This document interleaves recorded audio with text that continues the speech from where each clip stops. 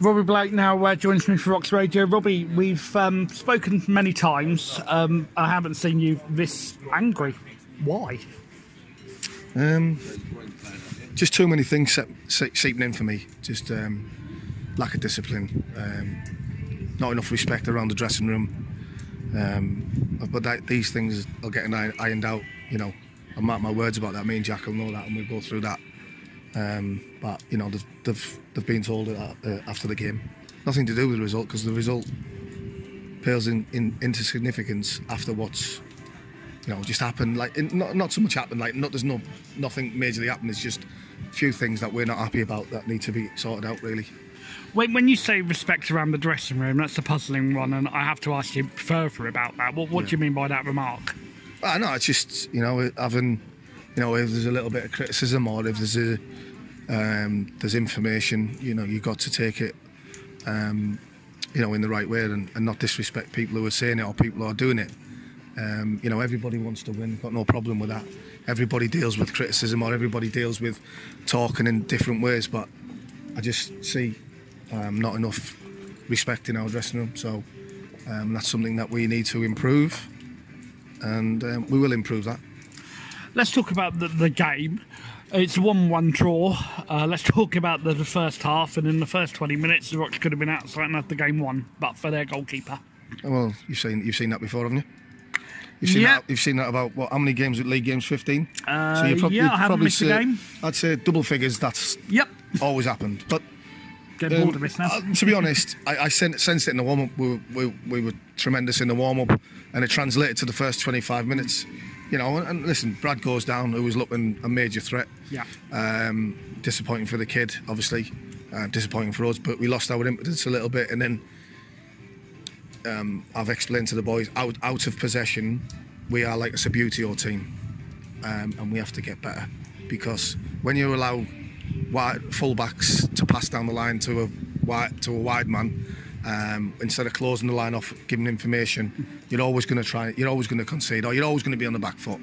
And it's similar to everything, Lee, and it's not me being funny.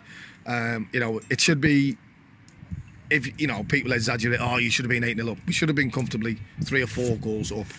And what happens, as we do, as we have a lot of the season, we act like it's a beauty of team out of possession, and we end up, 1-1. But I was still confident at half time that we were going to go on and win the game. But I think the problems that we're having a little bit is evidently seen. The second half, that we, when they have a little bit, even though I thought they were very poor in the first half, even when they have a little bit of impetus in the game, we ain't got enough leadership and enough qualities in us to rally around a few players and say, hey, next 5-10 minutes, keep it simple, keep the ball moving, take the sting out of the game. We ain't got anybody in to do it, and it's game management. And that's what I've said to the players. We need to have a little bit more of that.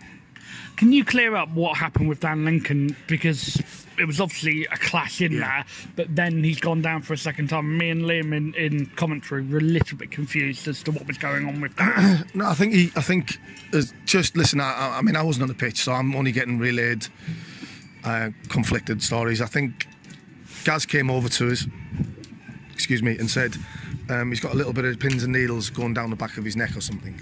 So whether it's just like a little kick or a hit, and you have to have a couple of seconds for it to come back, the numbness to come back. And that was, and then we were concerned it was another injury, but I don't know whether you've seen it, but we've seen Wes, who does the goalkeeping with Dan, and the kit man as well. He was he went down and asked him, and he said he was fine. So.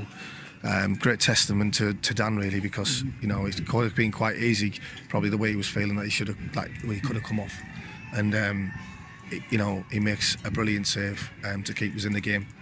One thing that's been quite noticeable, mostly in recent games, is the fact that it takes Bognor Regis 10 or 15, maybe 20, 30 seconds to get an attack, yet it takes the opposing sides 2 or 3 seconds to get an attack. Why does that seem to be the case? Well, because we pass the ball and other teams boom it.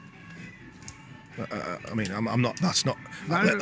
Listen, there's loads of ways of playing football, Lee. That's not a negative or a disrespectful comment towards other teams. But other teams like to turn it, like to boom it long and look for the scraps. If that's what they were doing. But when we've got characters and leadership, we can adapt to that, and that's when we take the sting out of the game completely by passing and doing the same things we were doing in the first 20 minutes or 25 minutes. But I know the personnel changed a little bit, and we had a couple of injuries.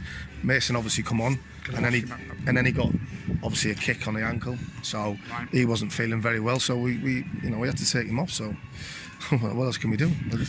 It's sort of stopping the track and the momentum of the game, which I'm not saying, because I think overall the draw was a fair result, because I thought they edged the second half. Need to ask you about Gary Charman. Zorro, as he's affectionately known, he's come back today.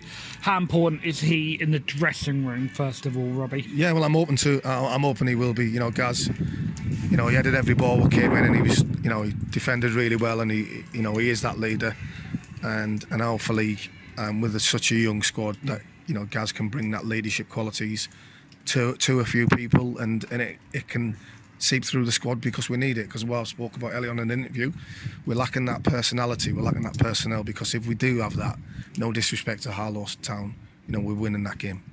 Do you think the penny will eventually drop with the players, that they obviously need to start listening to you, Jack, and every bit of advice that they're getting, because we are a decent squad when we play well? Yeah, no, listen, it's not about listening to me or anything. Listen, I can only see what I say what I see, and I'm trying to relate, but sometimes the things that I'm trying to say, it comes from within Lee.